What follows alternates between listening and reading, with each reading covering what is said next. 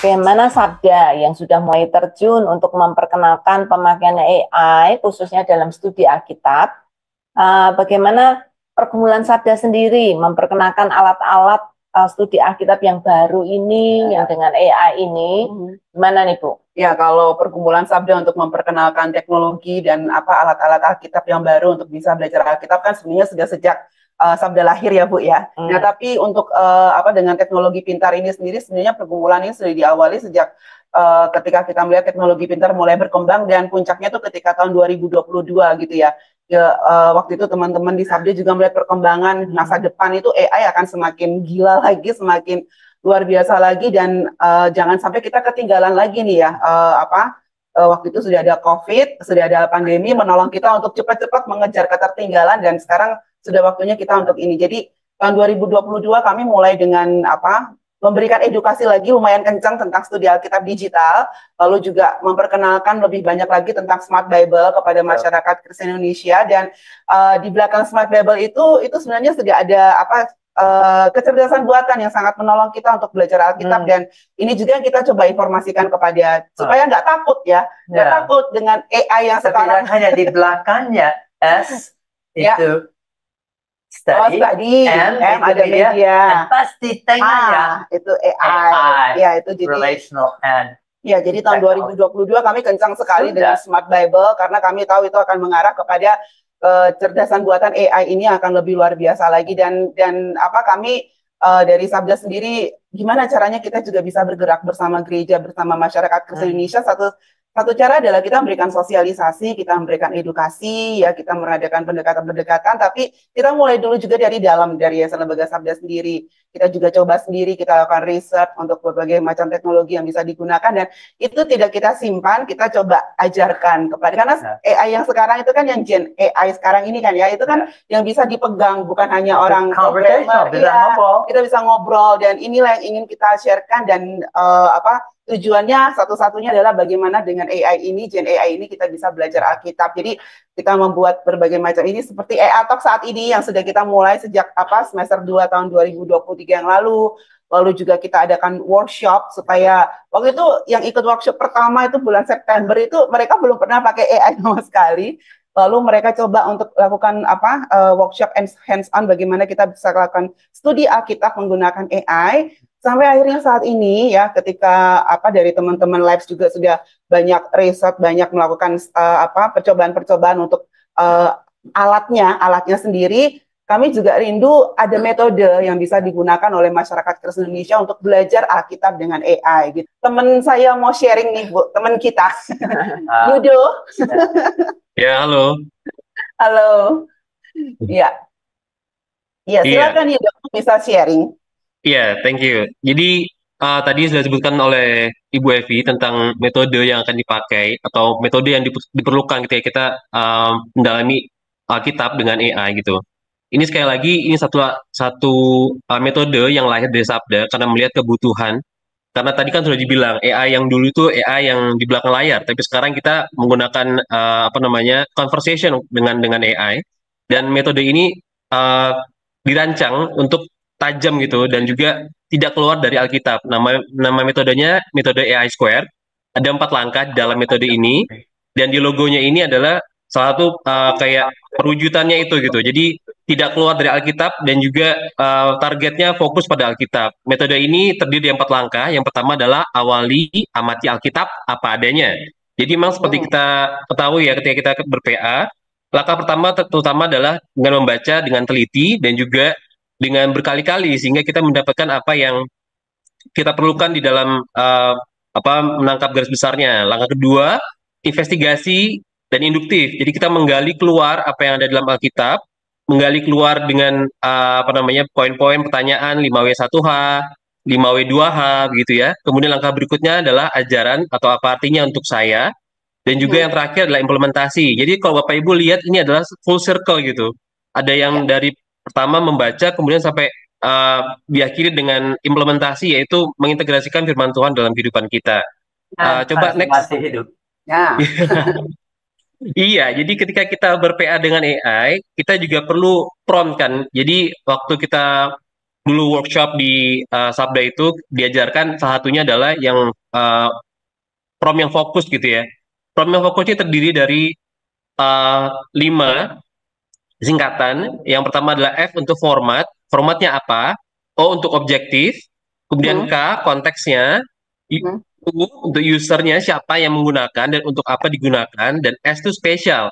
Jadi stylenya seperti apa, ketajamannya seperti apa yang dibutuhkan. Karena ketika kita berkonversasi, ngobrol dengan AI Betul. harus tajam dan lengkap gitu ya, supaya kalau kita minta langsung dapat apa yang kita butuhkan. Kok kita mintanya yang sederhana, dia akan berikan yang sederhana juga. Seperti itu. Itu. Next. Ya, ini akan singkat saja ini karena Ya. saya mau kasih lihat kan ada kekhawatiran gitu. Apakah PA dengan AI berarti kita menyerahkan seluruh pengalaman ber-PA, seluruh pengalaman kita dengan Alkitab itu bergumul dengan Alkitab itu kepada AI? Enggak gitu, karena kita di langkah-langkah ini kita dengan hati-hati tuh pengen supaya setiap orang, terutama generasi muda yang sekarang ini sangat kental dengan AI, tidak menyerahkan seluruh pengalaman ber-PA itu kepada AI. AI adalah asisten. Dia menolong kita untuk mencari tahu apa-apa saja yang perlu kita ketahui tentang apa yang kita sudah baca. Kalau yang di langkah pertama ini, Bapak Ibu lihat, awali amati Alkitab apa adanya. Itu kita setelah membaca Alkitab, kita mencatat apa yang kita dapat. Kemudian kita bisa menggunakan AI sebagai alat bantu atau asisten kita untuk menolong pengamatan kita terhadap isi Alkitab yang kita baca, konteksnya, dan poin-poin pentingnya. Nah, kalau tadi saya sudah paparkan tentang prom yang fokus.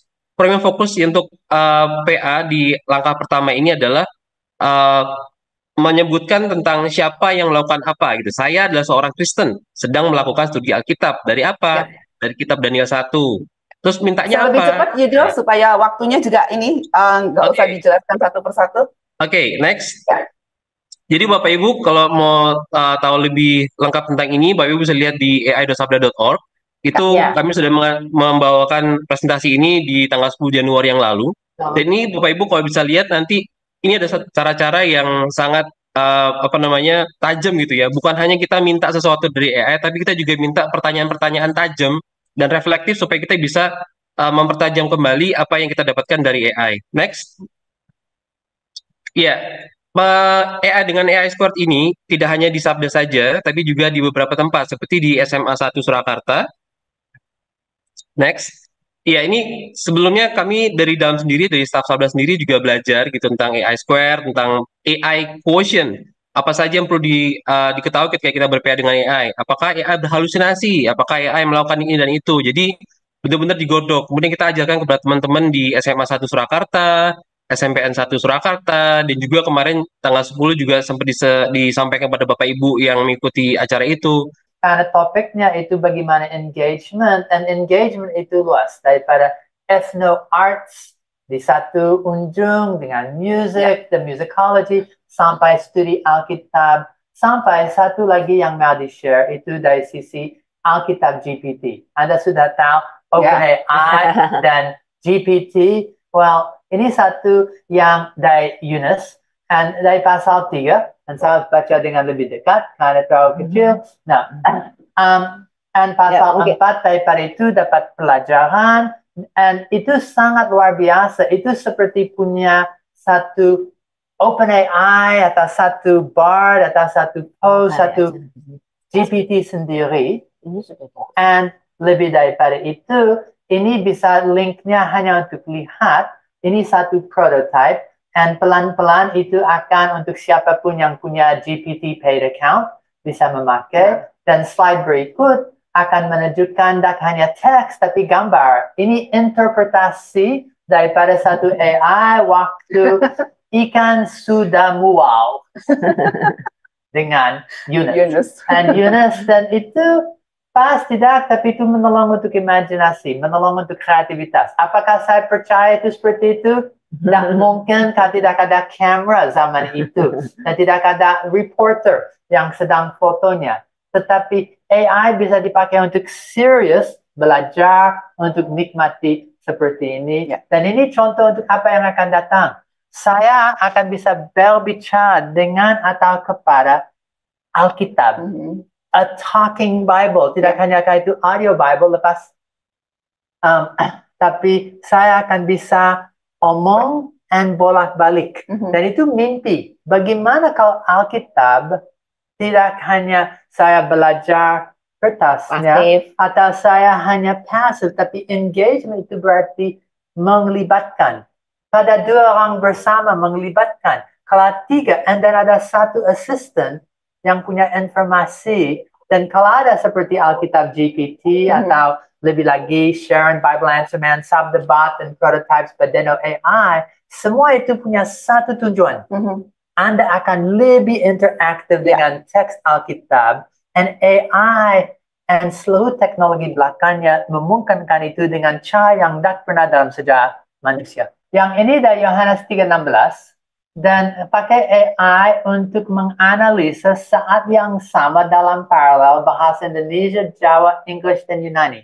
Dan itu bisa tahu, oh ya, kata Theos, Allah, mengasihi, love, atau untuk, dan seterusnya. Dan kalau lihat dunia, kosmos, dan bisa daripada ini lihat AI sendiri mampu untuk lakukan internalisasi, word study, and dan kalau ikut yang bagian ini sampai ada definisi dan penjelasan. Gusti Allah adalah kata hormat dan menunjukkan keanggunan dan kedaulatan, and so on. And so ini bukan hanya untuk ada gambar baik daripada ikan atau untuk just ngobrol, Untuk tapi studi. untuk studi yang lebih dalam, generasi interaksi dengan Alkitab yang berikut. Zaman dulu kertas, pelan-pelan software, daripada itu web, aplikasi digital, tapi generasi interaksi dengan Alkitab yang berikut adalah saya dengan AI akan berbicara. Jadi ini salah satu tampil hasilan dari Alkitab GPT ya, Pak Alex ya. Oke.